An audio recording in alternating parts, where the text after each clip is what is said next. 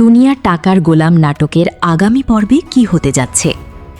ASP রাজ শেহজাদ চৌধুরীকে গ্রেপ্তার করতে তার বাড়িতে পৌঁছে যায়, কিন্তু শেহজাদ হাতকড়া পরার আগেই রাজকে বলে, আমাকে গ্রেপ্তার করার আগে একবার সেই ব্যাংক ডাকাতির ভিডিওটা ভালো করে দেখুন।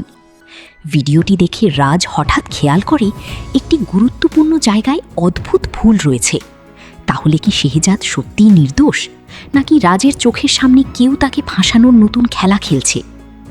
এদিকে ঋতু শেহজাদকে জানাবে বাড়ির নকল গোলামি শেহজাদের মতো সেজে ব্যাংক ডাকাতির ভিডিও বানিয়েছে। শেহজাদ অবাক হয়ে গোলামের মুখোমুখি হবে। দুজনকে দেখে সবাই হতবাক।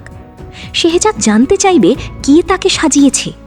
তাহলে কি নকল গোলামের মুখ থেকে বেরিয়ে আসবে আসল রহস্য? এদিকে এএসপি রাজ অর্থমন্ত্রীর সঙ্গে দেখা করতে যাবে ব্যাংক ডাকাতি ও জাল টাকার রহস্য নিয়ে, কিন্তু কথার মাঝেই মন্ত্রী এমন একটি তথ্য বলে ফেলবে যা শুনে রাজের সন্দেহ আরও বেড়ে যাবে। তাহলে কি রাজ জাল টাকার আসল রহস্য জানতে পারবে? দুনিয়া টাকার গোলাম নাটকের ২৮ নম্বর পর্ব রিলিজ করা হবে ২৬শে আগস্ট বুধবার ঠিক দুপুর ১২টার সময় প্র্যাঙ্কিং এন্টারটেইনমেন্ট চ্যানেলে। আর ভিডিওটিতে একটি লাইক দিয়ে চ্যানেলটি সাবস্ক্রাইব করে অল প্রেস করবেন।